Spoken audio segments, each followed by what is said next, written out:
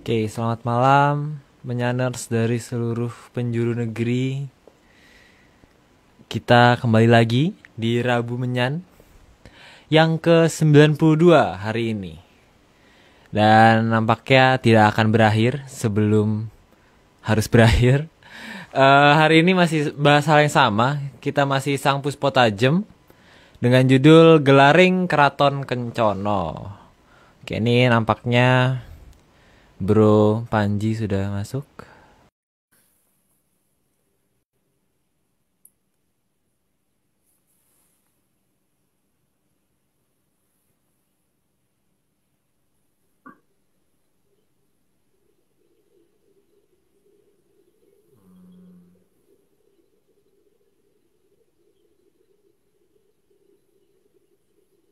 Oke, kita sambil menunggu. Nah, ini dia. Wah, Halo. Bro Heskel, aman kah? Halo, halo. Aman ya suara? Halo. Halo. Guys. Halo, Halo. Heskel. Halo Aryo. Wih, gila nih. Keren sekali nih. Lagi di Gila. studio mana nih? Apa? Studio semi gudang. Di rumah. Nih kayaknya Romo Heskel nih suka nyanyi nih. Aduh. Suka bermusik nih. Gak Kita sekali-sekali harus denger Gak nih usah. suaranya Mas Gak Panji nih kalau lagi ini. Gak usah. Wah, ini dia. Yang kita tunggu-tunggu. Sudah datang? Sudah datang? Yeah. Selamatnya. Aduh, ketawa dulu gue. Kita harus selalu berbahagia ya guys di masa-masa seperti ini. Tetap Iya. harus jaga kesehatan biar Halo, moodnya Agung. tetap bagus. Iya. Halo bro, bro. Di aku nggak ada. Di aku nggak ada. Oh ada, Halo. baru muncul. Oke, halo Om. Bro Agung. Bro Agung. Tempatnya Arya malah Kita- munculnya terakhir ya? Kenapa? Tempatnya Arya malah munculnya terakhir. Oh, apa aku nge-lag ya? Di Nggak tahu. Lu aman nggak? Aku aman nggak ya? Para menyaners, Aman. apakah Aman mereka sih. aman ya? Aman kok. Aman. Oke. Cuaca nggak Gimana pakai wifi. Om Agung lagi di mana lokasinya? Di pegunungan. Anjay. Wah, ini emang selalu ditunggu-tunggu nih kalau kayak gini nih. Apa deket ini Om? Deket Ukraina? Oh. Deket apa? Di daerah Ukraina. Lagi rame soal panas. Aku lagi kirain udah di Eropa Om. Belum ya? Enggak. Oke, kita Serius. mungkin ada yang mau disampaikan dulu Om sebelum kita mulai atau Mbak Heskel? Bapak? Enggak ada sih. Paling mungkin beberapa Nggak ada. pengumuman yang dulu biasanya itu aja sama Aryon. Oh iya betul. Oke. Oke. Kalau gitu aku yang nanya nih. Yang nanya. Oh Heskel mau nanya? Aku mau nanya nih. Oh iya. Sebelum mulai. Ya monggo. Kan aku dengerin 91 nih. Dengerin 91 nih Om. Mbak Vicky itu udah dapat Pusoko. Nah, aku juga pengen nih Om. Pengen menambah. Gitu. Atau bahkan dapet. Aku nggak tahu. Aku nggak tahu. Nah itu Kan yang berhak kira-kira membagi tuh itu bukan aku, Pascal. gimana sih Om? Yang berhak membagi itu kan bukan aku. Yang berhak membagi itu kan beliau ya. Leluhur kita yang berhak membagi yang pertama itu. Dan itu bukan berdasarkan tua dan muda loh, tapi berdasarkan yang ngerti, ngelakoni dan enggak. Dan itu aja kan yang bisa ngelakoni dan tidak gitu. Jadi itu bukan berdasarkan umur di situ penentuannya. Bisa aja mungkin Hazel lebih muda, lebih mempunyai banyak daripada yang itu kan.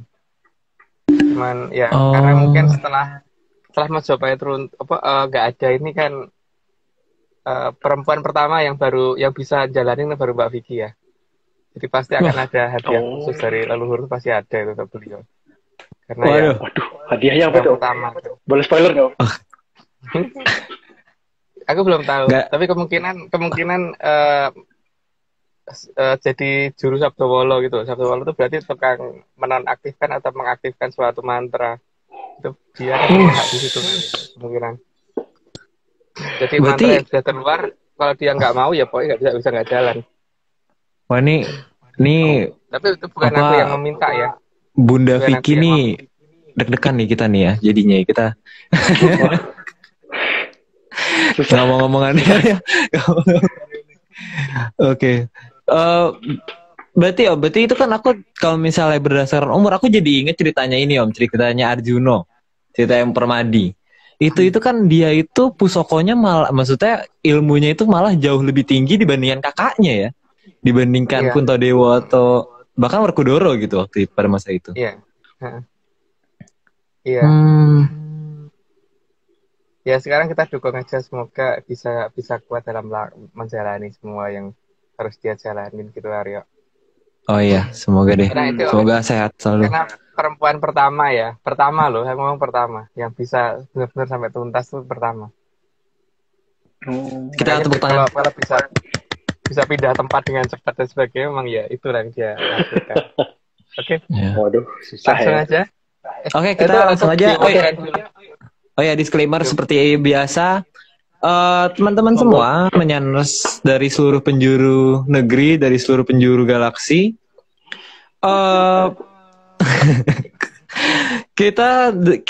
Ini disclaimer yang akan saya bacakan setiap harinya, setiap Rabunya maksudnya. Tim Atlantis Research Center atau ARC tidak pernah menjual jasa untuk berkomunikasi ataupun bertemu dengan para leluhur dalam bentuk ritual apapun. Waspada terhadap oknum yang mengatasnamakan tim ARC dan tim-tim dari dalam ARC-nya, termasuk dari ada Om Agung, ada Haskell, bahkan Mbak Vicky nih yang lagi naik daun nih, yang lagi lagi apa ya? Ya lagi disenengi lah sama leluhur ya, apalagi dia baru dapat ini. Nah itu jangan sampai ada orang yang mengatasnamakan mereka atau mengatasnamakan kita di sini untuk melakukan hal yang ya tidak baik. Nah, untuk informasi resmi, untuk sekarang itu hubungi via DM Vicky Ananda. Nah, itu udah jadi kalau misalnya mau nanya, langsung aja ke Mbak Vicky Ananda. Kan kemarin udah ada live-nya tuh. Jadi bisa langsung di chat aja, di DM aja. Via FAFIKKYANANDA Vicky Ananda. Nah, itu bisa langsung di DM ke sana, di follow, di like semua fotonya biar dibalasnya cepet gitu. Oke. Oke, kalau gitu kita langsung mulai aja nih Om. Kita ada keren angkanya 111. Oke, udah. Ayo Aryo diganti slide-nya. Oke. 001. Keraton menurut Atlantis Research Center berasal dari kata keratuan. Dari istilah tersebut sangat jelas ya, jika keraton. Halo? Putus-putus ya sekarang suaranya, kayak robot. Oke, keraton menurut Atlantis Research Center berasal dari kata keratuan. Dari istilah tersebut sangat jelas jika keraton atau keratuan sangat meninggikan derajat perempuan. Enggak, suaranya hilang-hilang guys. Mungkin... Coba Aryo digantikan dulu. Oke, sebentar. Ya. Keraton menurut Atlantis Center berasal dari kata keratuan. Dari istilah tersebut sangat jelas jika keraton atau keratuan seharusnya sangat meninggikan derajat perempuan.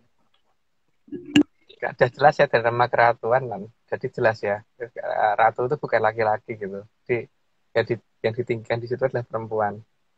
Gitu. Oke, lanjut ayo. Yang kedua, dalam sastra kuno, kita mengenal penguasa Eko Pratolo adalah Sang Hyang Betari Pertiwi. Hal ini menunjukkan betapa besar penghargaan leluhur terhadap derajat perempuan. Sangat jelas ya bahwa di negara kita seperti itu gitu loh.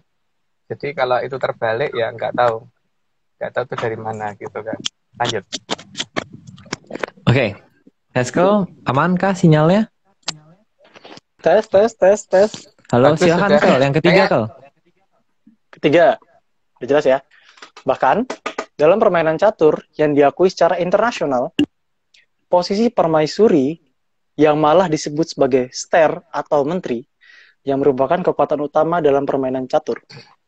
Ya, bukan rajanya kan? Padahal itu kan kalau di kita itu bukan menteri, karena menterinya itu bukan itu harusnya. Karena menteri itu agak jauh dari raja harusnya.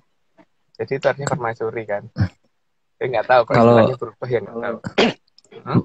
setauku menteri itu yang ini yang bentuknya kayak ini loh. Ini aku kira menteri yang ini. Itu Yang mereka miring. ngomongnya gajah. Sekarang dikatakan itu gajah, padahal nggak mirip gajah sama sekali ya. Kalau di aku juga, Tahu sih.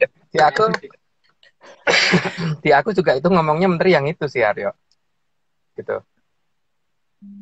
Oke, lanjut. Oke, silahkan. Lanjut ya. 4. Juga pusat pemerintahan, baik di daerah maupun di pusat, pasti akan dikatakan sebagai ibu kota, bukan bapak kota. Ayo tuh. Itu demikian hingga penghargaan kita terhadap perempuan loh ya. Jadi tidak ada nama bapak kota. Yang ada ibu kota. Lanjut, Aryo. Sekarang. Oke. 5. Di ibu kota negara pasti ada pusat pemerintahan dan jalannya roda pemerintahan akan dipusatkan di istana negara. Ya, nggak perlu dikomentari, lanjut aja deh. Oke. 6. Dalam membangun sebuah istana, ada beberapa aturan dan tata letak yang sudah diberikan pakemnya oleh para leluhur. Pakem itu banyak ya di sini, ada tapi di bawahnya ada tulisannya enggak ya? Yes, Ada. oh ada, ya udah bawa terus aja lanjut. Oke. Pakem yang diberikan leluhur berdasarkan beberapa pertimbangan. Di antaranya adalah 1. Faktor tempat turunnya anugerah. 2. Faktor pertahanan. 3. Faktor keamanan dari bencana. 4. Faktor kesuburan tanah, kebersihan, serta kemurnian aliran airnya. Dan yang terakhir, faktor kejadian yang akan terjadi di masa depan. Faktor yang kejadian yang terjadi di masa depan mungkin akan kita buka di 94 ya. 93 nanti ya. Mungkin sebagian Oh, minggu depan, 94. Minggu depan kan minggu depannya lagi mungkin. Ya lanjut. Oke. 8. Faktor pertama yang biasa digunakan untuk pakem keraton adalah keberadaan lemah pepundung. Ya, pertama kan biasanya keraton itu menempati daerah yang ada bekas lemah pepundung gitu. Lemah pepundung seperti itu. Oke, lanjut aja. 9. Selain itu, juga sering dikatakan sebagai tempat kekipuning merak atau tempat mandi tanah bagi burung merak. Ya, tempat kaki kuning merak. Jadi lemah pepundung, kaki kuning merak, dan satu lagi apa itu? Coba lanjut. Oke. 10. Juga ada tempat yang dikatakan sebagai tempat pagupakaning warak. Itu artinya sebagai tempat berkubangnya warak. Ya, tapi sayangnya warak itu sekarang hewannya mungkin sudah nggak ada di kita ya. Walaupun di sana masih ada, tapi di kita sudah nggak ada saat ini. Lanjut. Oke. 11. Warak adalah salah satu jenis hewan yang saat ini mungkin sudah sangat susah ditemukan di peradaban kita. Warak ini merupakan titihan dari Sang Hyang Bathara Antigo. Kendaraan. Titian itu artinya kendaraan yang dinaiki beliau. Lanjut. Oke. Maka, acara yang sering digelar adalah perayaan Warak Ngendok di kota Semarang. Ya itu ada di kota Semarang. Karena kan Bentoro Antigo itu kan perlambangnya adalah telur. Makanya dikatakan warak endok. Jadi warak bawa endok gitu kan. Lanjut. Oh, wow. 13. Selain itu, ada pakem bahwa keraton harus ngayonakan Bandaran Agung atau menghadap ke arah pelabuhan. Jadi bukan menghadap ke pegunungan ya seharusnya. Seharusnya menghadap ke pelabuhan. Karena itu juga ada di dalam pakem itu ada di beberapa serat di pakem pedalangan ada itu. Ngayonakan Bandara Ageng mengkerahkan wukir gitu. Lanjut. Oke, 14. Tujuan menghadap ke arah pelabuhan adalah untuk menghormati air sebagai salah satu anugerah kehidupan. Juga untuk mempermudah kegiatan transportasi. Ya, tapi ada aliran yang mereka jaga kan sebenarnya. Jadi bukan hanya masa transportasinya itu gitu loh. Transportasinya ada di kanal sebelahnya si aliran utama, tapi aliran utamanya itu aliran yang sangat dijaga. Kayak aliran anugerah yang turun temurun harus dijaga. Sehingga kalau ada yang ngomong bahwa aliran itu ada di jauh dari ada keraton yang katanya jauh dari aliran itu aneh gitu. Seharusnya enggak. Lanjut. Oke. 15. Dalam Serat Pedalangan juga tertulis bahwa sebuah keraton seharusnya menggerakkan ukir atau membelakangi gunung. Ya, gunung harusnya pasti di belakang, bukan di depan. Itu ada di Pakem Pedalangan. Jadi kalau Pakem Pedalangan digunakan, maka untuk mencari situs mereka akan sangat gampang gitu loh. Jadi, pertama, cara nyari situsnya yang pertama ya, namanya aja Dewa dikatakan, Raja dikatakan Titisari Dewa, jadi daerah Parahyangan yang harus dicari kan. Bukan di daerah yang jauh dari Parahyangan gitu. Terus di belakang gunung, di depan tuh perairan gitu loh. Harusnya itu kan pakem mencarinya, bukan mencari daerah yang jauh dari itu. Apalagi jauh dari Parahyangan, nggak mungkin banget. Lanjut. Berarti harus ada rumah yang besar ya? Oke, lanjut. Gue lanjut. 16. Masih di Serat Pedalangan Wayang Kulit juga dikatakan ngerengaken pasabinan atau di kirinya terdapat persawahan. Ngirengaken itu artinya Ngerengaken. ya di kirinya adalah sawah. Jadi itu mempermudah mencari di dekat Cibubur ini dengan patokan itu gitu kan. Gitu. Di mana Majapahit pasti nggak akan menggunakan pakem itu gitu. Lanjut. Oke. Tujuan lain keberadaan sungai di depan istana adalah juga untuk mempersulit pihak lawan untuk mencapai istana. Ya, karena kan minimal harus nyebrang dan nyebrang itu kalau tidak akan tidak akan secepat kalau jalan di darat, dan karena air itu cenderung kelihatan mendatar sehingga untuk bersembunyi juga susah kan. Jangan lebih gampang. Untuk gampang pengamatannya. Lanjut. 18. Keberadaan gunung di belakang istana juga bisa untuk menambah pertahanan dari serangan arah belakang. Dan bagian belakang biasanya kurang perhatian, maka daerah itu harus ada penjagaan khusus kan. Sehingga daerah itulah yang harus dijaga dengan pegunungan yang tinggi supaya orang kalau mau menyerang keraton harus naik dulu terus baru turun. Jadi udah biar kehilangan nafas dulu, kehabisan nafas dulu kan. Gitu, lanjut. Ya.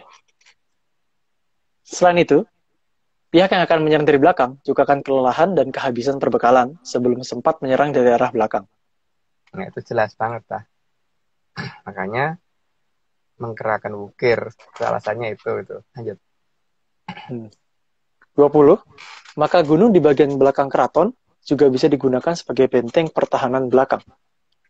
Ya, itu jelas ya. Tanpa perlu komentari kan udah jelas ya. Lanjut. 21. Jadi gunung seharusnya tidak berada di depan istana karena bisa menutupi pandangan dari arah depan. Maka di Serat Pedalangan dikatakan bahwa gunung berada di belakang istana. Harusnya begitu kan. Kalau gunung di arah depan kan tuh ganggu pandangan. Karena kan harus kelihatan dari kejauhan di arah depan tuh ada apa gitu loh. Ya, kalau gunungnya ditutupin berarti arah depannya nggak kelihatan ada apa-apa. Berarti kalau keratonnya udah kebalik, berarti itu harus dipertanyakan ya Om ya? Ya, terserah masyarakat lah mau bagaimana. Gitu kan Aryo. Kan itu semua tidak pernah kita ada paksaan. Oh iya betul. Benar. Oke, lanjut ya Om. Iya. 22. Karena di istana, semua kegiatan pemerintahan dilakukan. Maka letak istana harus diperhitungkan secara geologis agar terjaga dari semua potensi bencana geologi. Nenek moyang kita bukan leluhur yang asal bangun ya, jadi ngerti semuanya gitu. Wong nimbunnya aja sampai nggak bisa diketahui sampai dengan hari ini kan. Nimbun nutupinnya aja bisa sedemikian rapatnya gitu loh. Sampai membangun deko di wilayah di timur sana itu sampai nggak ketahuan gitu loh. Lanjut. Maka, istana juga harus dibangun jauh dari posisi patahan yang bisa menyebabkan bencana geologi. Ya, nggak perlu dikomentari. Lanjut. 24. Namun, pola penelitian geologi leluhur sangat jauh berbeda dengan pola penelitian geologi peradaban sekarang. Karena pada zaman dahulu, leluhur sangat tahu manakah gunung dan mana yang bukan gunung. Oh, gunungan ya. Ya, karena kalau bagi nenek moyang kita tuh tahu persis mana yang gunung beneran gunung asli atau gunung palsu gitu loh.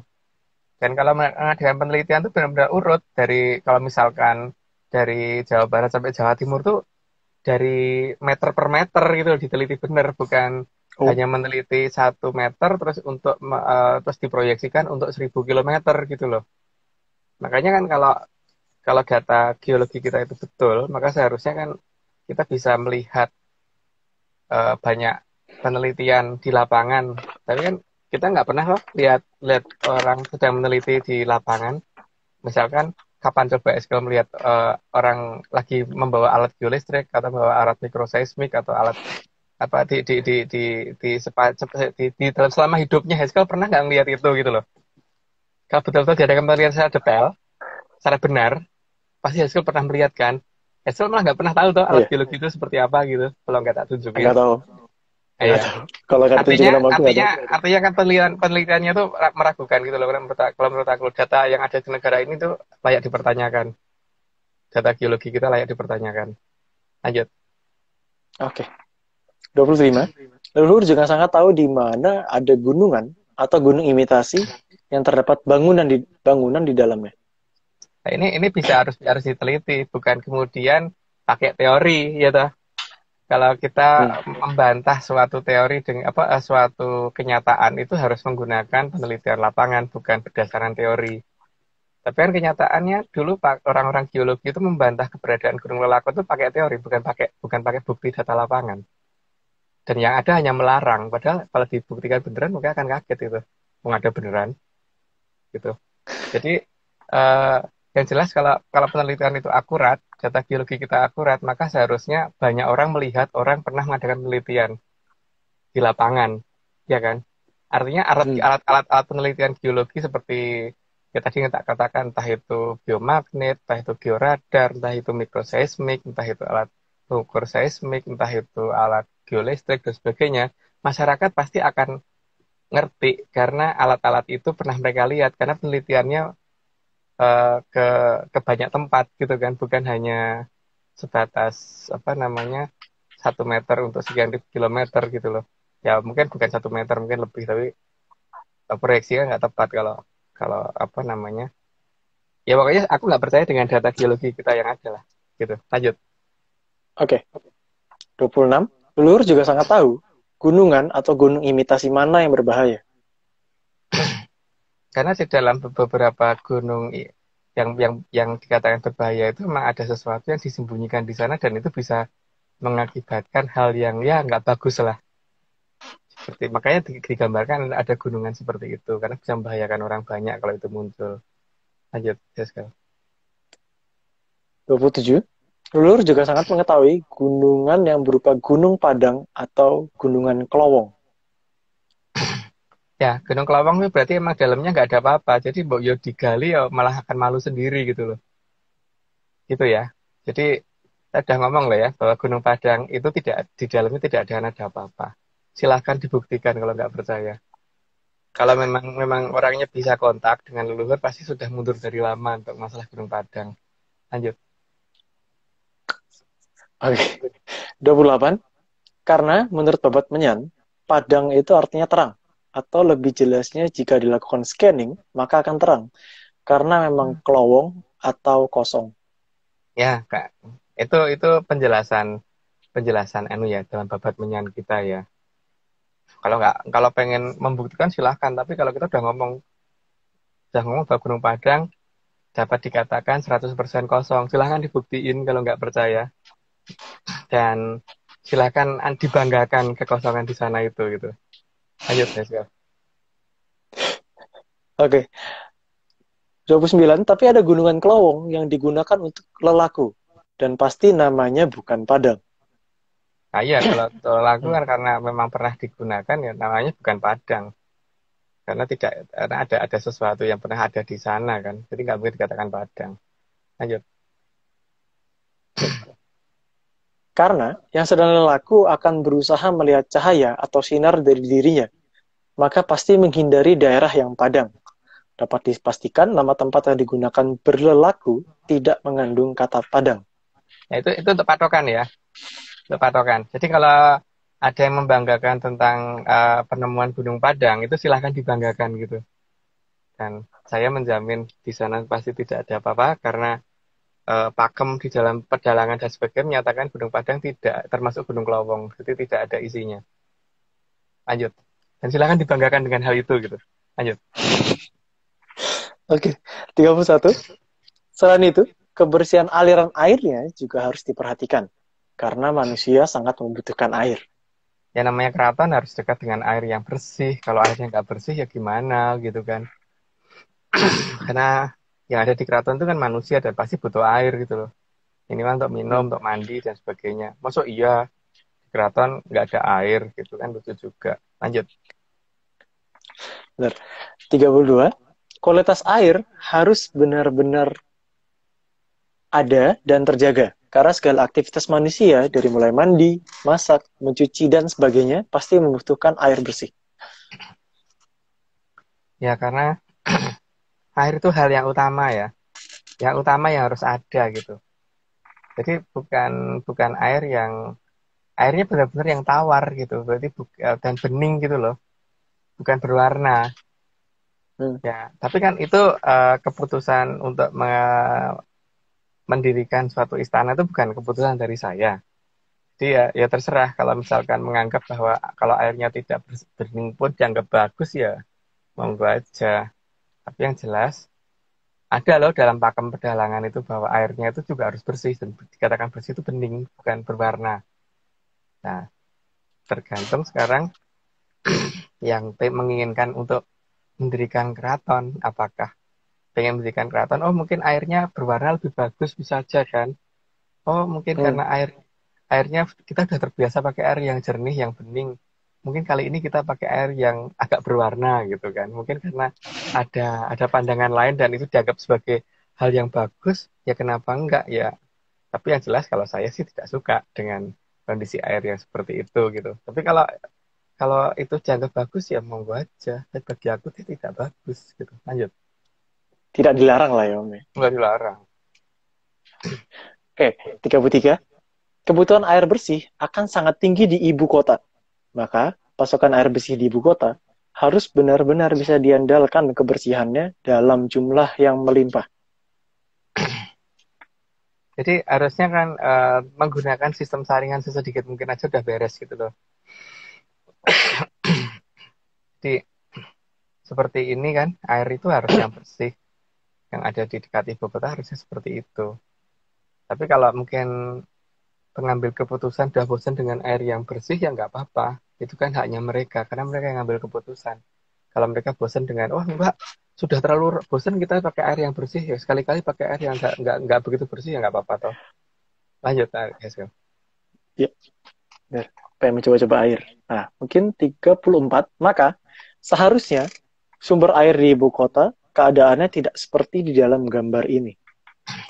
Ya tapi kalau pengen seperti itu kan juga nggak ada yang bisa ngomong enggak kan. Ya terserah lah mereka yang bikin keputusan. Lanjut guys. Oke, 35. Air di dekat ibu kota seharusnya bening, bukan berwarna-warni. Karena kebeningan menunjukkan kualitas air yang bagus. Nah karena, tapi kan itu sangat tergantung dari asumsi ya. Kalau asumsinya berpikir bahwa air kalau bening itu nggak bagus, memang kita mau maksa kan enggak.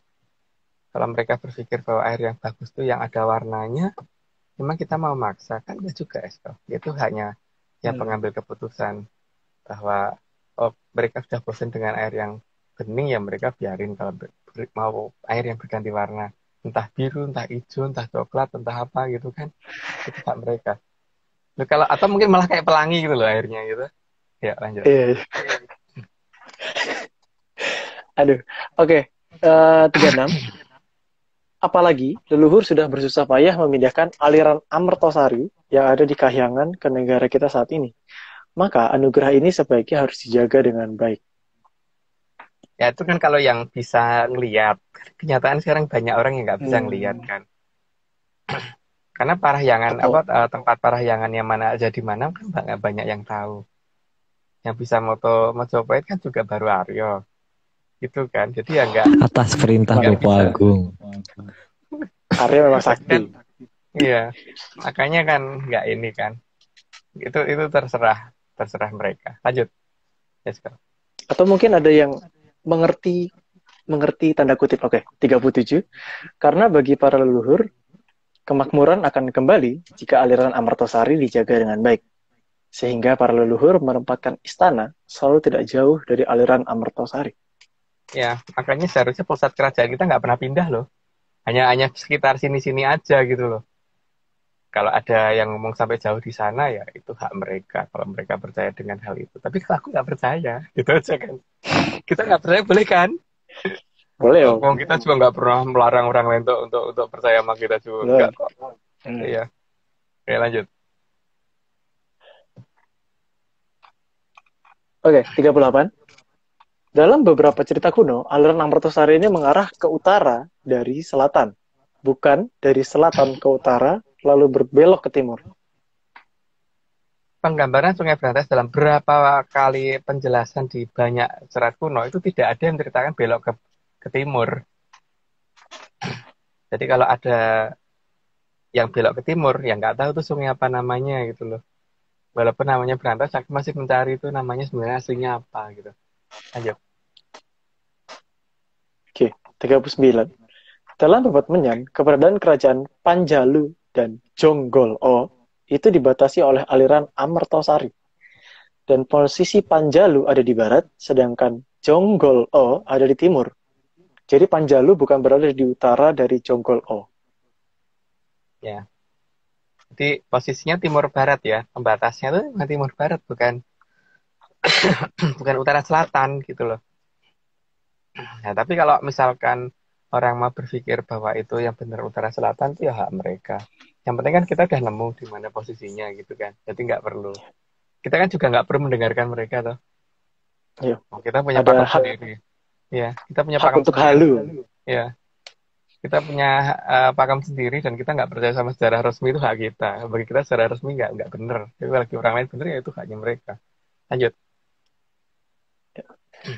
40. Juga untuk menunjukkan keberadaan Kahyangan Untoro Segoro yang dilambangkan dengan arah utara sebagai penandaan dari kaki kahyangan yang berada di bintang Pancar Utoro atau bintang Polaris. Sehingga aliran yang mengarah ke kahyangannya Sang Hyang Bathara Wisnu tidak akan berbelok ke arah timur. Harusnya begitu. Tapi kan masalahnya ini tergantung dari asumsi kan. Dan asumsi itu kan terserah dari yang membaca atau yang memahami itu gitu. Tapi ya itu kan terserah masing-masing. Lanjut, let's go. Oke. 41. Selain itu, keberadaan kata selatan juga menunjukkan keberadaan sungai besar yang menghubungkan Laut Utara dan Laut Selatan. Ya, jadi di selatan Jawa itu berarti ada sesuatu.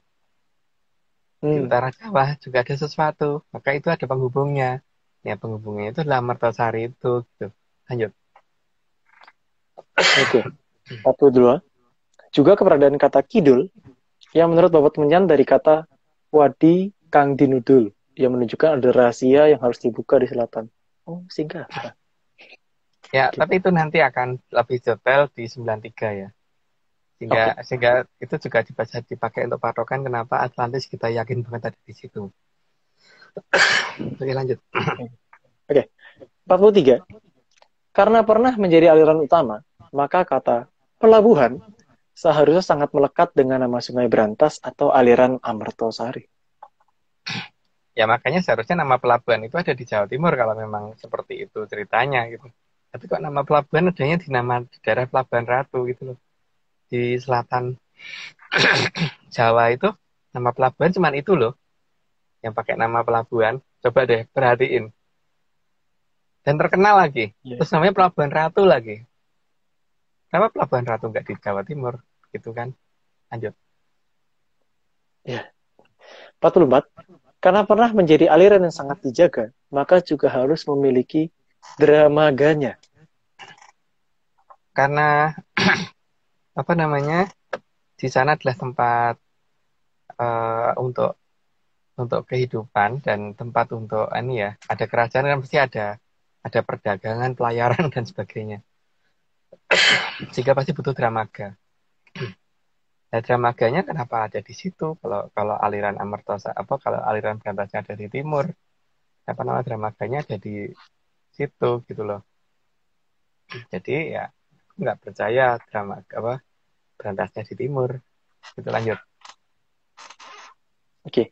45. Karena ada aliran yang disembunyikan atau hilang, maka ada daerah yang merupakan bekas aliran air. Oh, bekas ci. Ya, ada nama daerah bekas aliran air gitu. Nah, air itu dikatakan ci atau si gitu kan. Jadi ya terserah dinamakan bekas aliran air jadi daerah bekas apa gitu. Dan nama itu kayaknya menjadi suatu daerah yang cukup besar gitu loh sekarang, bukan daerah yang sempit gitu. Bahkan di situ juga ada beberapa nama-nama seperti bulak kapal dan sebagainya gitu kan. Tapi itu versi kita. Kalau orang lain nggak percaya itu juga kita nggak pernah maksa. Lanjut. 46. Selain ada nama bekas air, seharusnya juga ada nama tempat yang menunjukkan bekas banyak kapal pernah berlabuh. Ya, makanya kan ada nama-nama yang di situ ya. Dan nama-nama itu terkumpul di Jawa Barat loh, bukan di Jawa Timur loh. Iya. Makanya ya saya lebih percaya ini pasti ada di Jawa Barat gitu. Soal orang nggak bisa menemukan itu terserah mereka nggak nyari. Kalau kita kan nyari, kalau kita nemukan ya pantas gitu. Lanjut. Oke. 47.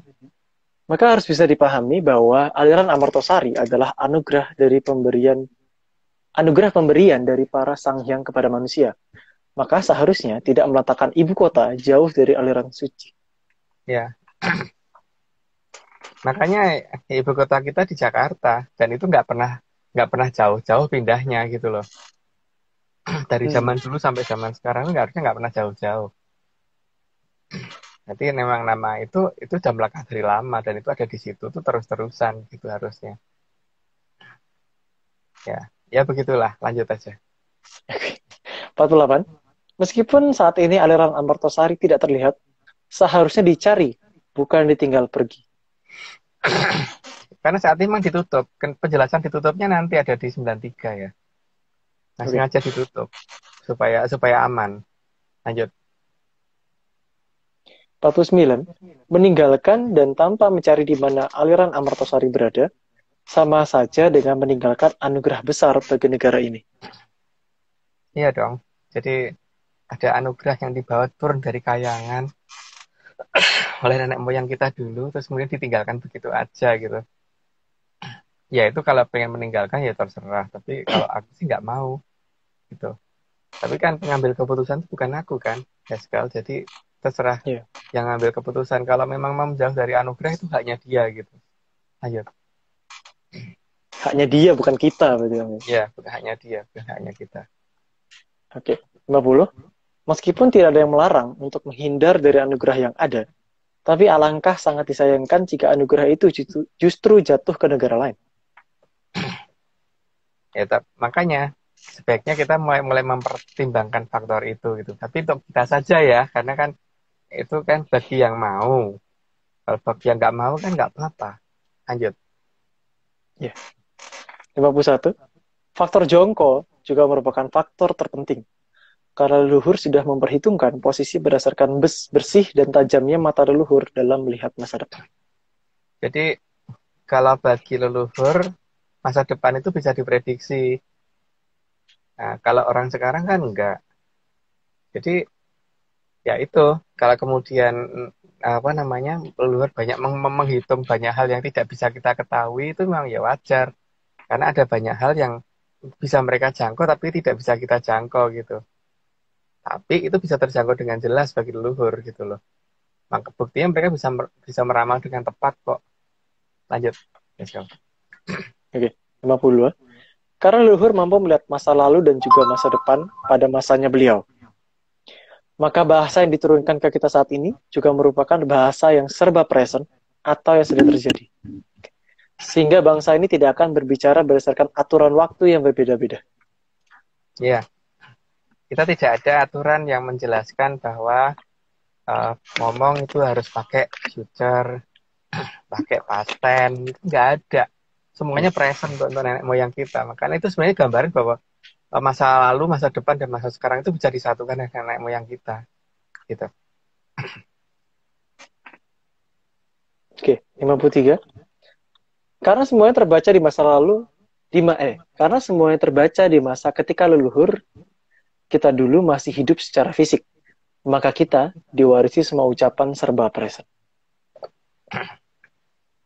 Coba aja kita sekali perhatiin cara kita bicara ini. Apa ya ada kita ngitung pakai past tense? Enggak kan? Apa kita ngomong pakai future? Enggak, semuanya present. Kita ngomong bahasa present semua. Dan itu terwarisi ke kita. Karena ke tingkat kejernihan nenek moyang kita dalam melihat masa depan itu kan. Gitu. Ayo lanjut. Jadi meskipun kita ngomongin masa lalu, tapi tetap bahasanya present juga kan? Gitu. Iya. Oke. 54. Tidak terlalu banyak aturan bicara dalam bahasa Kawi dan Sangsekerta. Tapi pada bahasa yang saat ini digunakan, justru banyak aturan berbahasa yang hanya bikin ribet. Dan anehnya, karena mengikuti zaman yang juga sedang aneh ini, maka keanehan berbahasa tadi secara aneh malah dibakukan agar makin aneh. Dan agar bahasa sendiri jauhi oleh masyarakat sendiri. Memang sungguh peradaban yang aneh. Disadari apa tidak, masyarakat kita tuh jenuh dengan bahasa Indonesia resmi. Gitu loh. Termasuk aku tuh paling nggak suka dengan bahasa Indonesia resmi. Karena apa? Bosenin, nggak mutu gitu loh rasanya kalau ngomong pakai bahasa Indonesia yang resmi itu. Kalau bisa malah menghindari itu gitu loh. Aku kalau bisa menghindari itu gitu loh. Karena apa pembakuannya nggak mutu, bener-bener nggak mutu kalau menurut aku loh. Semua bahasa Indonesia resmi itu pembakuannya bener-bener menjauhkan kita dari bahasa kita sendiri gitu. Coba kalau nggak percaya muncul bahasa prokem, muncul bahasa-bahasa yang lain itu kan karena apa? Karena nggak suka dengan bahasa kita sendiri. Jadi kalau pemerintah memaksakan seperti itu, ya coba aja. Yang ada akan ditinggalkan oleh masyarakat kita sendiri bahasa kita kalau seperti itu. Karena apa? Orang mutu, orang mutu benar.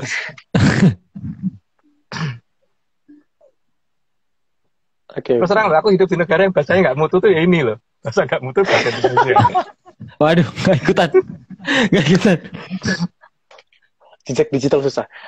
Lanjut ya. Oke. Oke, 55. Bagi leluhur, semua sudah dipersiapkan di masa lalu, karena masa depan itu bisa terbaca. Iya. Karena masa depan itu kebayang dengan jelas dan bisa terbaca dengan jelas. Maka semuanya sudah dipersiapkan jutaan tahun yang lalu ya, bukan hanya ratusan tahun yang lalu gitu. Lanjut. Oke. 56. Banyak sekali serat kuno yang sudah menuliskan tentang masa depan. Namun karena terlalu gamblang, maka malah menjadi tidak jelas oleh campur tangan filsafat. Ya. Di sini banyak hal aturan-aturan dan penggambaran yang dijelaskan leluhur itu hilang karena filsafat ya. Makanya kalau pengen belajar tradisi Jawa itu jangan belajar filsafatnya dulu, tidak nyasar. Karena jauh banget akhirnya. Lanjut. Karena belum tentu harus diartikan kan namanya.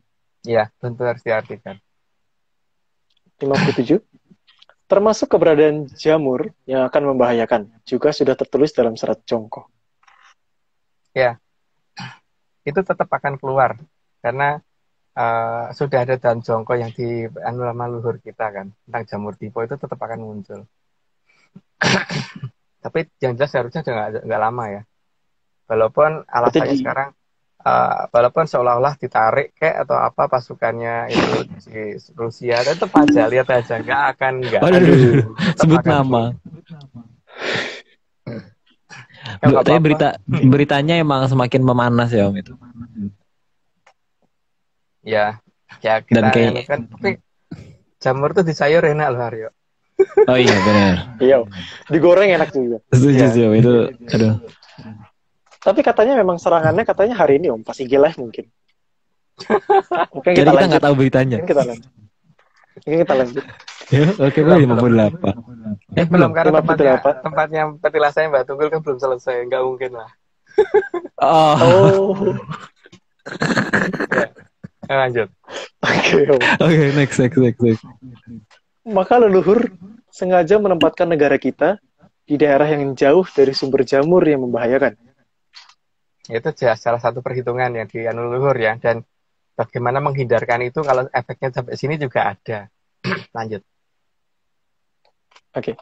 Bahkan, kumpulan jamur yang berbahaya tersebut berhasil dipetakan oleh leluhur kita dari waktu yang sangat lama. Ya, sehingga dicari tempat yang paling aman dan jauh dari itu gitu kan. Lanjut. 60. Terutama leluhur menjauhkan posisi kerajaan dari jamur yang berwarna kuning semu orange.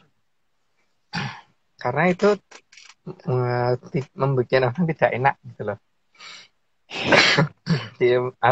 Itu di sayur juga gak enak itu loh masalahnya. Bikin gak enak badan ya, Om ya? Oh, Ya bikin gak enak badan. Oh. Katanya banyak orang gitu loh. Karena itu kurang bergizi atau tidak bergizi gitu loh. Oh, kirain tiba-tiba tangannya 3. Oke, lanjut. Oke, lanjut. apalagi kalau kumpulan jamur kuningnya ada sangat banyak, maka pasti akan dihindari oleh leluhur kita. Iya. Maka sudah diprediksi bahwa posisi tempat di mana jamur itu akan muncul dan sebelum diternakkannya di mana itu diternakan apa sih namanya Dibudidayakan. Budidaya. dibudidayakannya di mana itu pasti sudah diperhitungkan dengan cermat sama nenek moyang kita gitu. Leluhur sudah memperhitungkan itu semua. Jadi kita akan ditaruh di tempat yang jauh dari tempat budidaya Oh, jamur. yang ada 6.000 jamur itu ya, Om? Oke, 62. 62. Jamur kuning semu orange yang leluhur maksud itu dinamakan jamur dipo. Itu juga ada dalam surat perdalangan ya, bahwa besok akan ada munculnya itu gitu ada. Oke, lanjut. Tapi yang pakem kan Om ya? Yang pakem, kalau nggak pakem ya enggak. Ya. Oke. 63. Bagi leluhur, jamur dipo itu merambatnya sangat cepat dan sangat mematikan. Ya, jamur biasanya memang merambatnya lumayan cepat ya, seperti panu dan sebagainya itu kan juga jamur. Iya, wah, itu merusak sih, Om, mematikan itu. Mati gaya kita jadinya. Ya, itu tapi jamur yang nggak bisa dimakan itu ya. Kalau jamur Iya. jamur itu Shiitake. tapi kalau jamur yang bisa dimakan ya ini.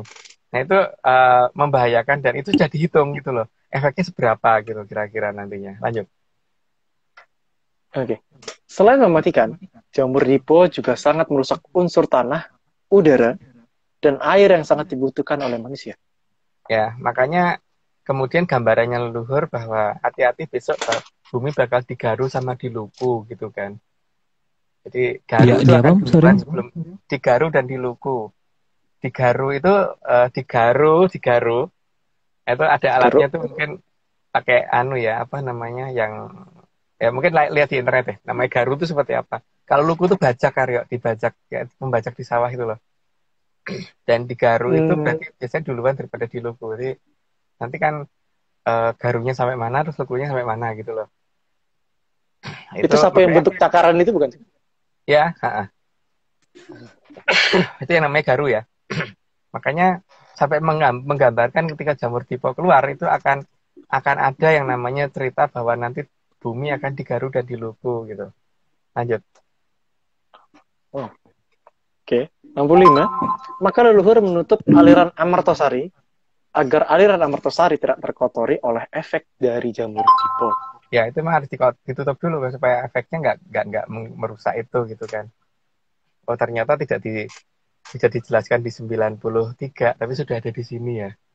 Tapi ya udah berarti nggak perlu dijelaskan di 93. Lanjut. Oke. 66. Bagi para leluhur, meskipun munculnya jamur dipo sangat jauh dari Nuswantara, tapi leluhur sangat paham seberapa besar efek dari munculnya jamur dipo itu. Ya karena namanya adu jamur dipo dan di sana diternakkan gitu loh, dibudidayakan gitu kan dan hasil dari budidaya itu kan tentu saja membahayakan. Maka kita harus jauh dari lokasi tempat budidayanya itu gitu. Lanjut. Oke. 67, wah ini Om Agung kecepatan ya. Karena sebegitu besarnya efek dari jamur dipo, leluhur sampai menggambarkan arthropoda bagaikan sedang diluku dan digaru. Ya, tadi sudah tak jelasin ya. Tapi duluan ini ya, jadi kan luku itu di belakangnya garu. Jadi garu dulu baru di luku kan.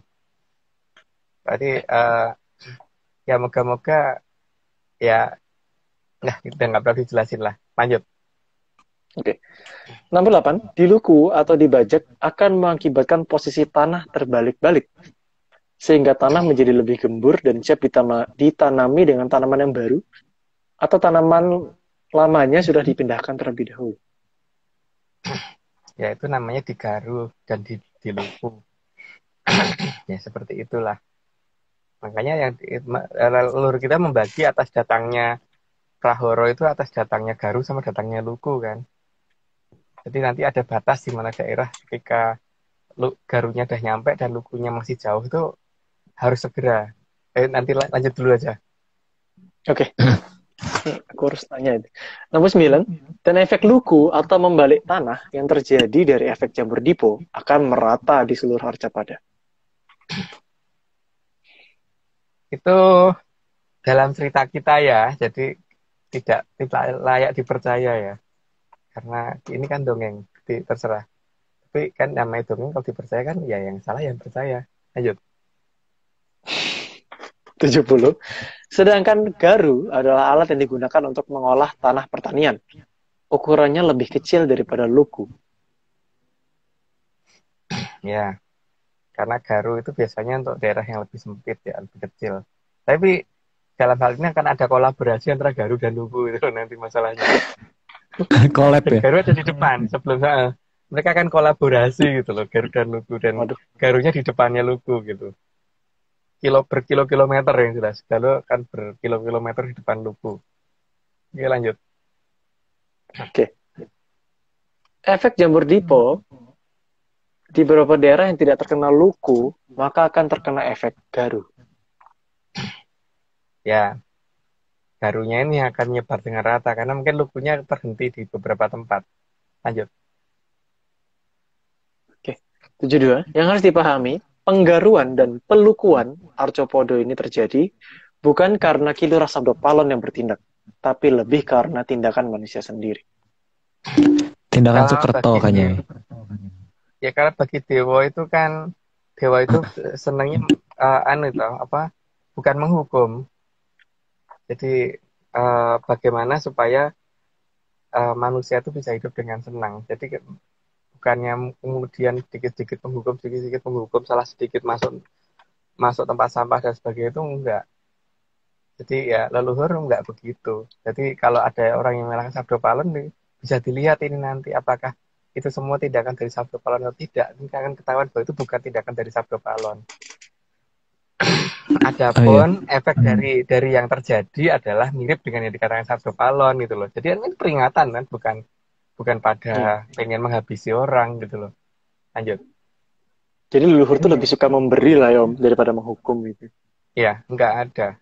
Beliau lebih suka untuk mencari kebenaran, bukan mencari kesalahan kok. Makanya kita dilarang untuk mencari-cari kesalahan orang, karena yang kita cari harusnya kebenarannya bukan kesalahannya. Oke, lanjut. Oke. 73. Jamur dipo muncul karena tindakan para Sukerto. Jadi jangan salahkan kadewatan atas munculnya peristiwa tersebut. Ya, kalau sampai bumi digaru dan diluku, itu yang membuat keluarnya garu dan luku. Itu agak batuk saya. Keluarnya garu dan luku itu kan bukan manusia kan? Bukan dewa tapi manusia kan? Jadi ya jangan salahkan kadewatan, jangan salahkan Sabdopalon gitu loh. Seharusnya kita bisa mengatasi itu, tapi kalau tidak bisa mengatasi kan yang salah siapa gitu loh. Kenapa meninggalkan ajaran lama gitu kan? Oh, berarti Om, sorry, ini aku kalau misalnya tiba-tiba nih ada orang yang nanya, misalnya ya, ini aku nggak tahu ada orang yang nanya benar atau bukan, tapi kok Kadewatan membiarkan gitu Soekarto muncul gitu atau Soekarto ngeluarin Jamur Dipo gitu. Loh, masalahnya kan bagi Kadewatan itu semua itu dikasih kesempatan. Nah, kalau sekarang apa namanya di wilayah kita ini kan di wilayah yang mayoritasnya Soekarto. Sedangkan daerah yang dikuasai oleh Atlantis dan Lemuria dan Mojopahit dan sebagainya itu kan mereka menutup supaya nggak tercemar oleh poros Soekarto. Nah, sekarang kalau ketika Soekarto mau menghabisi diri mereka sendiri beserta teman-temannya, kenapa harus dilarang, Aryo? Gitu loh. Oke. Kan itu haknya mereka toh. Kalau haknya mereka untuk menghabisi mereka sendiri, memang itu mereka nggak punya hak. Ya punya toh. Punya, mereka pengen celaka kok nggak boleh. Benar. Mereka minta ya. Mereka minta untuk celaka. Dan kita juga sebagai ya manusia yang menghindari itu malah boleh meminta kepada leluhur ya malah atau kadewatan gitu. Ya kalau kita kan meminta supaya kita nggak terkena efek itu toh. Tapi mereka yang pengen terkena efek itu memang Aryo boleh melarang. Oh iya ya. Bercita-cita untuk celaka memang Aryo boleh melarang. Kasihan sih Om, aku kayaknya membiarkan mereka dia. Ya kasihan lah kalau misalkan mereka pengen celaka kok nggak boleh. Iya benar. Cita-citanya kita pupuskan. Iya. Kita dukung gitu. Iya. Oke, silakan lanjut. Kita lanjut. Dijembat ya. Para leluhur sudah sangat memperhitungkan kejadian munculnya Jamur Dipo itu sangat jauh hari. Sebelum manusia sadar apa yang dimaksud dengan Jamur Dipo. Itu sangat jauh sekali, itu dari zaman apa? Dari zaman kalau Puraboro ke bawah itu sudah diperhitungkan. Jadi atau malah zaman kerajaan Keleng sudah menghitung adanya itu loh. Ketika Sang Prabu Radite pertama kali jadi Mahaprabu di kerajaan Keleng, itu sudah menghitung itu semua. Jadi, itu zaman kalau pertama ya? Mahaprabu Maharatu Radite ya Om ya? Ratu atau Prabu ya? Prabu. Mahaprabu Radite itu berarti itu benar-benar raja pertama kan? Iya, versi saya ya. Oh iya, versi kita, versi Atlantis. Iya. Oke lanjut. Oke kita lanjut. 75. Semua penglihatan leluhur ke masa depan itu karena ketajaman penglihatan dan kemampuan memahami perputaran alam raya yang sangat detail. Jadi beda dengan zaman sekarang. Kalau sekarang katakan melihat masa depan tuh nggak mungkin gitu. Ada yang ngomong begitu misalkan. Ya itu hak mereka karena mereka memang mereka nggak bisa. Tapi kan kita boleh dong percaya dengan leluhur kita memang hebat bener bisa ngelihat masa depan gitu. Oke lanjut. Leluhur suka main ke saham kayaknya nih. Oke kita lanjut. Dan kasarannya hak mereka untuk celaka nggak boleh memaksa kita yang pengen selamat gitu kan Om ya. Kalau pengen selamat ya pengen selamat gitu. Oke. 76. Hal itu membuat para leluhur bisa mengatakan akan ada bedil muni ngadulogo ono ing Surabaya dan sangat paham di mana letak Surabaya. Maka negara dibangun sangat jauh dari lokasi peristiwa bedil muni ngadulogo. Kan untuk melakukan itu pun sudah ada tes pertama sama tes kedua gitu kan. Makanya ada Perang Dunia 1 dan Perang Dunia 2 gitu kan. Dan Jamur Dipo di Perang Dunia 2 kan dilakukan agak dekat itu efeknya seberapa gitu dulu kan. Ternyata nggak nyampe sini. Tapi kan ketika yang pada final test itu jelas nanti akan sampai karena besar banget itu karena adu Jamur Dipo dan sangat besar. Nah itu nanti berarti memang perlu pengamanan lebih gitu kan. Nah pengamanan lebihnya itu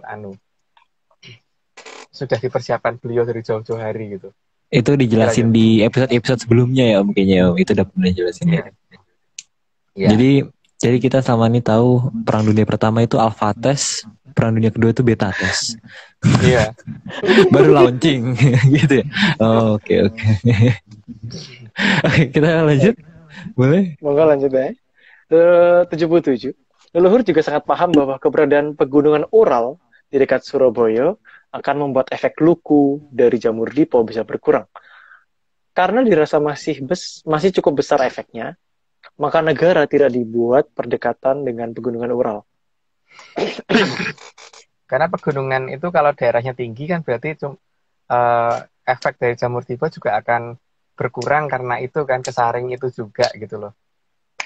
Tapi masih tetap karena jamur tipenya besar dan banyak, jadi pegunungan Ural jelas tidak bisa menghambat itu semua gitu. Makanya kita dibikin jauh dari sana. Lanjut. Tetap mengantisipasi. 78. Selain itu, para leluhur juga menggunakan pegunungan Himalaya sebagai tameng utama efek jamur dipo dari arah utara. Arah utara agak barat kali ya. Pegunungan yang besar di sana itu untuk tameng di negara kita. Maka jelas posisinya bukan di sebelah utara tamengnya, tapi di sebelah selatannya. Karena kan masalah akan timbul dari utara tameng gitu kan. Gitu, lanjut. Dan itu pun tamengnya sangat jauh sekali. Ya. Oke. 79. Leluhur sangat sadar dan sangat paham bahwa di pegunungan Himalaya terdapat pegunungan yang cukup besar dan terdapat puncak gunung yang tertinggi di dunia. Dan udara di puncaknya tuh pasti dingin banget kan, sehingga paling tidak bisa mengurangi efek panasnya si jamur tipe gitu ya. Jadi ada tameng yang sudah dihitung sama leluhur, oh di sana bencana akan datang dari sana, jadi harus dihambat dengan apa gitu kan. Dan di sana sudah ada itu, oh berarti negara yang dipilih dan negara mana gitu. Lanjut. Oke. 81. Selain itu, para leluhur juga sangat paham bahwa efek dari jamur dipo akan menghasilkan suhu yang sangat tinggi. Maka para Sukorto yang berbahaya diletakkan di daerah yang bersuhu dingin. Ya, paling tidak itu suhu akan mengurangi efek dari semuanya kan, paling tidak. Maka ketika mereka karena sudah merasa hebat, karena sudah bisa membudidayakan jamur tadi, ya pada saat mereka adu jamur tipe kan ketika di daerah yang dingin itu akan berkurang kan, paling tidak efeknya. Walaupun juga cukup masih besar dan masih bisa melebar gitu. Lanjut. Oke. Mana tadi? 81 ya? 81 ya? 82. Oh, 82, sorry. 82, suhu cukup dingin yang seharusnya bisa mendinginkan manusia. Justru bisa sebaliknya bagi para Sukorto. Kondisi itu justru akan sangat membuat mereka sibuk berebut pengaruh. Kalau perlu dengan pertengkaran yang cukup hebat. Waduh. Ya, kalau perlu dengan berantem, dengan ini ya, berjalan mending adu logo itulah. Paling tidak. Lanjut. Dengan aliansi juga. 83, leluhur juga sangat memahami bahwa jamur dipo juga akan merambat memutari bumi dengan efek yang sangat tidak baik bagi kehidupan. Maka faktor suhu juga dijadikan benteng dalam menentukan posisi keraton oleh para leluhur di masa lalu. Ya, itu tadi sudah dibicarakan kan, dilanjut aja. Oke, 84. Maka Antartika digunakan sebagai benteng es dari arah selatan oleh para leluhur. Agar minimal, suhu sudah turun saat jamur dipo merembet dari arah selatan. Selain sudah turun, juga efek kejutnya harusnya sudah mulai berkurang banyak gitu loh. Karena di daerah yang dingin itu kan udaranya lebih padat. Sehingga tingkat perambatan juga akan berkurang kecepatannya. Lanjut. Tapi dengan global warming itu apakah tetap mengurangi itu ya? Masih jauh lah. Masih jauh. Ya. Masih ini. Belum sampai menghilangkan Antartika. Oh, aman berarti. Coba 85. Apalagi Antartika sendiri dikatakan oleh beberapa pelaut Eropa zaman dulu sebagai dinding es yang sangat tinggi dan sangat dingin. Berarti kan bener kan pertimbangannya beliau bahwa memilih negara itu di sini gitu. Lanjut. 86. Dalam perhitungan leluhur, suhu dari merembetnya jamur dipo, baik dari utara maupun selatan, seharusnya bisa turun suhunya secara ekstrim. Dan efek kejutnya juga seharusnya berkurang, karena terhalang tingginya pegunungan Himalaya dan tingginya pegunungan es di Antartika. Dari utara agak barat dari pegunungan Himalaya dan dari selatan Antartika itu yang menghambat. Tapi ada yang lain lagi. Lanjut. Oke, 87. Sementara dari arah barat, leluhur juga sudah menghitung keberadaan benua Eropa dan menggunakan deretan pegunungan di Afrika untuk meredam efek jamur dipo dari arah barat agar tidak terlalu parah terhadap posisi negara kita? Makanya di Afrika pegunungannya rata-rata ada di barat. Kok di barat? Di timur, ding, di timurnya ya. Yang menghadap ke arah posisi negara kita. Lanjut. Oh, oke. Nomor 8, keberadaan lempeng tektonik juga menjadi perhatian leluhur. Karena bagi leluhur, apabila efek jamur dipo muncul, agar tanah bisa digeser menjauh dari bahaya yang cukup besar. Meskipun akan terkena efek, tapi tidak terlalu besar seperti efek di Luku. Tapi tetap akan terkena efek Garu. Jadi Pulau Jawa ini sudah diperhitungkan nanti kalau ada apa-apa akan digeser ke selatan. Itu ya. Menggesernya bagaimana itu ceritanya ada di 93. Apa, agak shock Nggak dikit sabar. denger ya. Gimana? Nggak sabar. Gimana? Gak sabar. Jadi itu gak sabar 93 maksudnya. Oke, kita next. 89, maka beberapa lempeng tektonik sudah dipersiapkan oleh leluhur dengan teknologi yang dipunyai di masa lalu. Dan hal tersebut harus menguntungkan kondisi negara kita di masa Arcopodo sedang di Luku dan di Garu. Nah iya. Ya dengan demikian kan pasti Atlantis tidak tepat berada di selatan kita kan. Pasti agak ke barat dikit gitu. Karena supaya kita tidak nabrak Atlantis nantinya kalau kita digeser ke selatan. Lanjut. Oke, 90. Maka dapat dipastikan bahwa seberapapun majunya teknologi kekinian, pasti masih sangat banyak posisi lempeng yang bisa menggeser negara kita yang saat ini para ilmuwan belum bisa mendeteksinya. Ya, coba nanti kan kalau efek dari jamur tipe ini sudah muncul, nanti siapa yang benar gitu aja kan. Lanjut. Bukan ya. 91. Leluhur juga sangat memahami mata angin dan apa saja menjadi asal bahaya dalam arah mata angin tertentu. Ya, makanya menempatkan satu kerajaan itu di situ juga menjadi patokan supaya tidak bertabrakan dan sebagainya itu pada saat satu pulau harus dipindah gitu. Lanjut. Maka leluhur juga sudah dari lama memperingatkan bahwa kita dimintai mewaspadai datangnya Garu dari arah timur. Ya, makanya nanti ada yang namanya batas awu. Ketika batas awu ini sudah mulai muncul, berarti tanah Jawa harus digeser ke selatan gitu kan. Oke, lanjut. Digeser. 93. Karena dari arah timur tidak memiliki cukup benteng alam yang tersedia. Ya, tapi ada cara untuk menghambat itu ada caranya. Lanjut dulu. Oke. Di 94, di timur hanya ada samudra Pasifik yang cukup luas. Maka disinilah fungsi lempeng yang bisa bergerak dianggap penting oleh leluhur. Ya, karena untuk memindahkan. Oke, lanjut. Oh, jadi lempengnya dibuat conveyor gitu ya? 90 ya? Jadi kayak baggage claim, Mbak. Iya. Penuh pesawat kita. Oke. Lanjut. Tapi tentu saja, efek dari Arcopodo, Katdiogabah, dan Interi pasti tetap akan terjadi. Karena gerakan lempeng tektonik yang sudah diatur para leluhur agar bergerak menjauh dari bencana besar. Ya. Ya, karena leluhur tahu banyak ya, tapi masalahnya kan kalau dia nggak tahu ya itu haknya yang nganggep lah. Lanjut. Ini 96. Leluhur juga sudah menghitung posisi semua gunung. Salah satunya adalah Gunung Semeru untuk dijadikan benteng terhadap keraton yang saat ini juga masih disembunyikan oleh leluhur. Ya, cuman yang dinamakan Gunung Semeru yang sekarang itu bukan Gunung Semeru yang kita maksud loh ya. Lanjut. 97, Gunung Merapi juga sudah diperhitungkan menjadi sistem armor pada kendaraan lapis baja. Tujuannya untuk menghalau gelombang kejut yang datang dengan menggunakan gelombang kejut lain. Harusnya gunung berapi ya. Jadi ketika gunung berapi. Makanya kita kan sering diminta untuk membakar dupo gunung itu kan ketika dupo ini menyala itu kan hanya untuk perlambang bahwa akan ada gunung yang meletus, tapi meletusnya gunung itu untuk menghalau gelombang kejut yang datang dari arah timur gitu loh. Dor berurutan gitu nanti. Untuk menghalau itu. Untuk membuat supaya ya kayak sistem armor yang di tank itu loh. Eskel.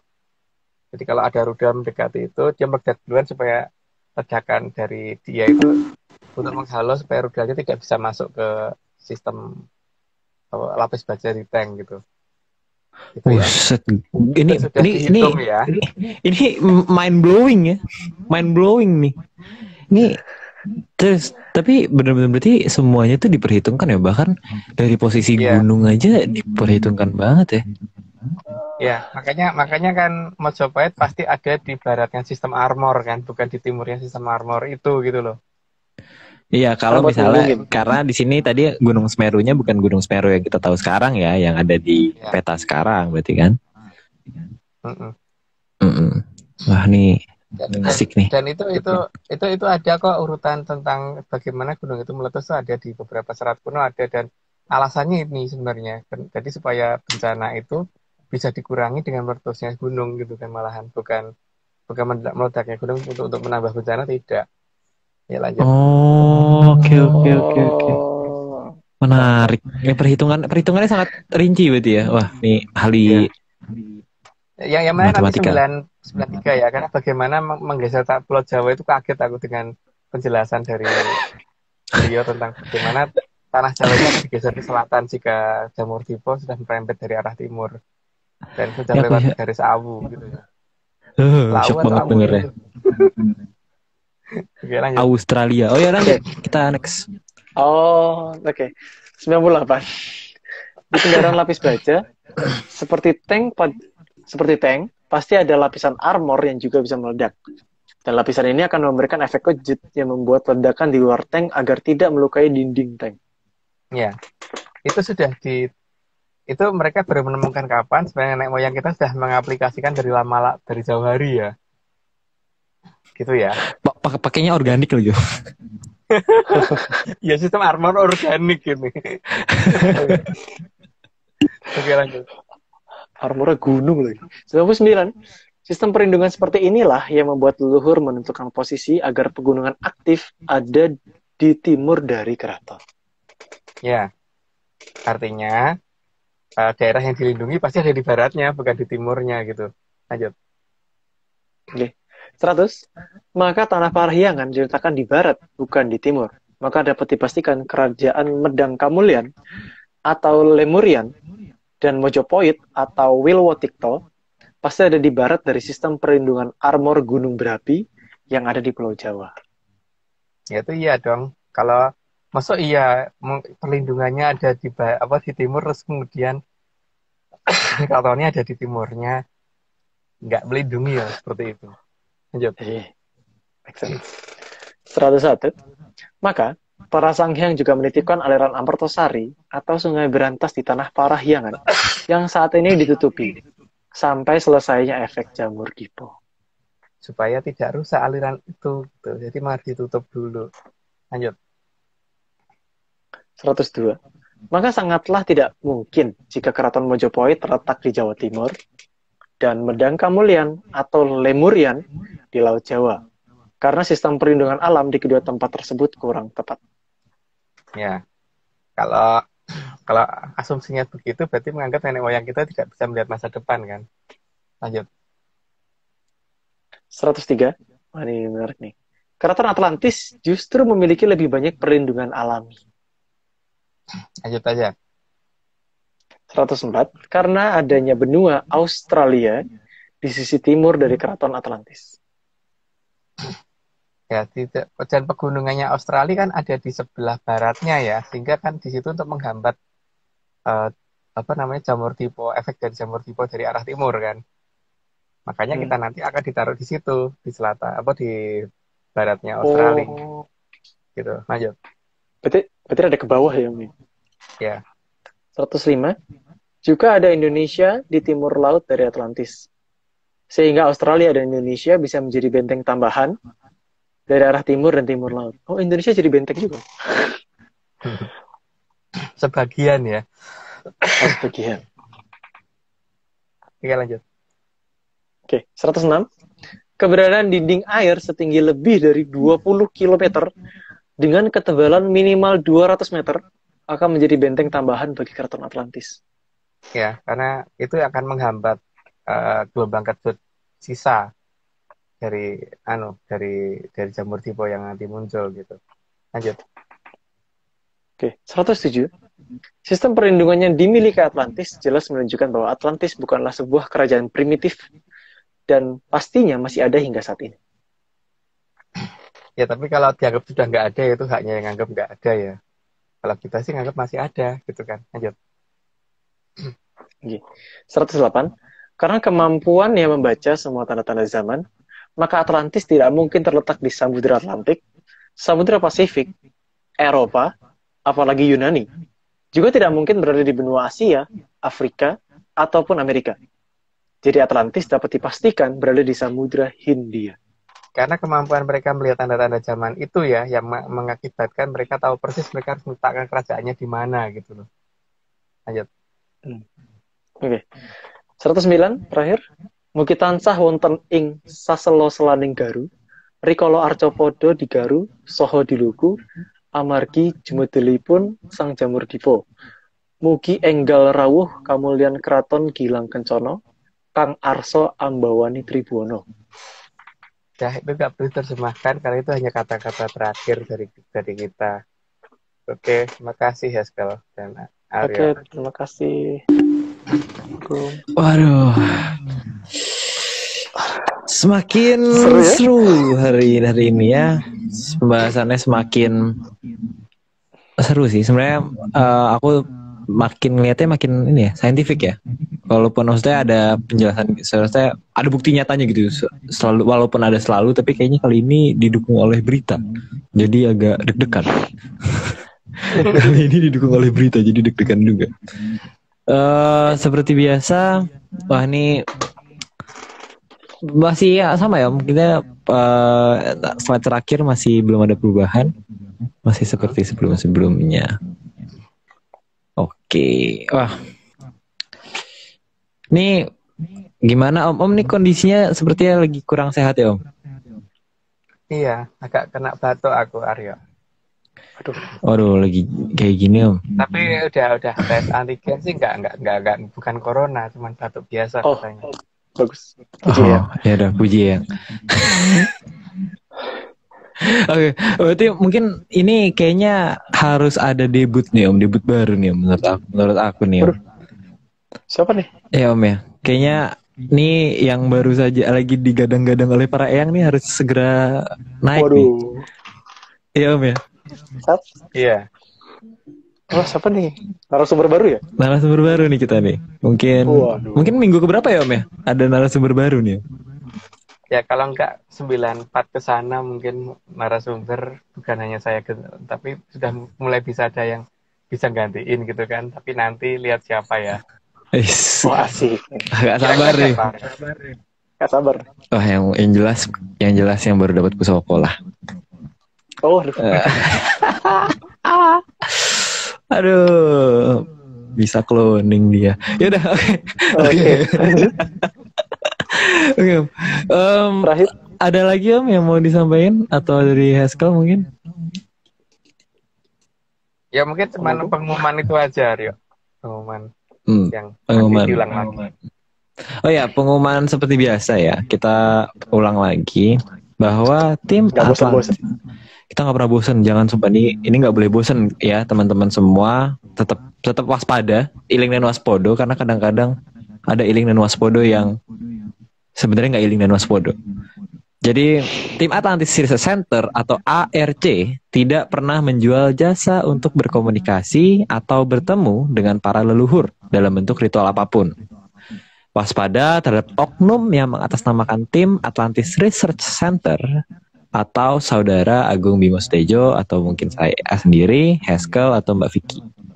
Nah, dari tim Atlantis Series itu punya informasi resmi, hubungi via direct message atau pesan apa bahasa Indonesianya? Pesan pribadi.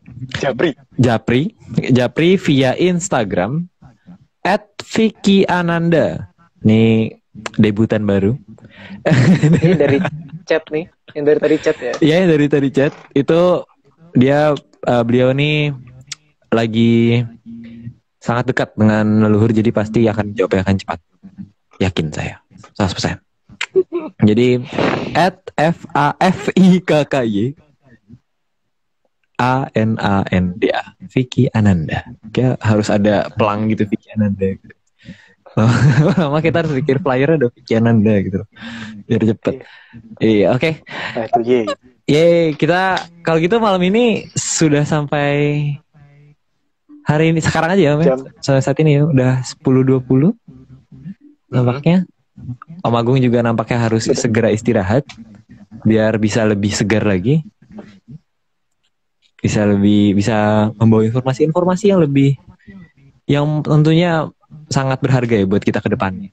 Apalagi buat pengikut Atlantis Series atau bahkan ya kalau misalnya emang nggak dianggap penting ya monggo. Kita tidak memaksa. Oke. Jadi sekian dari Atlantis Rabu Menyan hari ini yang ke-92. Terima kasih kepada Bapak Agung yang sudah mau meluangkan waktunya malam hari ini, Bapak Heska. Dan Aryo. Jangan dong. Oke, dan seluruh tim ARC lainnya yang sudah bergabung, yang sudah mau membantu dan membantu kesuksesan Rabu Menyan sampai saat ini. Jadi sampai jumpa di minggu depan. Oh ya, ada ini mungkin kita di pertemuan ke-100 ya Om ya. Mungkin ada Kopi Atlantis lagi Om. Oh, belum tahu, karena banyaknya data yang lagi turun saat ini, makanya kita belum bisa menentukan kapan Kopi Atlantis, tapi kemungkinan paling cepat di 100. Oke, jadi cepat itu. Teman-teman nih semua menyaners yang merasa pertanyaannya dilewatin mulu di chat, bisa banget nanti kita di Rabu di Kopi Atlantis itu bisa ditanyakan semuanya. Tapi ya kalau bisa pertanyaannya yang belum pernah dijelaskan di kolom di sinilah di sini, jadi bisa efektif dan semua pertanyaan bisa terjawab. Jadi sekian dari narasumbernya 2. Oke, jadi sekian dari kami. Sampai jumpa di Rabu minggu depan di episode 93. Sekian dari kami. Salam Menyan. Sehat semua. Salam Menyan. Sehat selalu. Yuk. Bye-bye.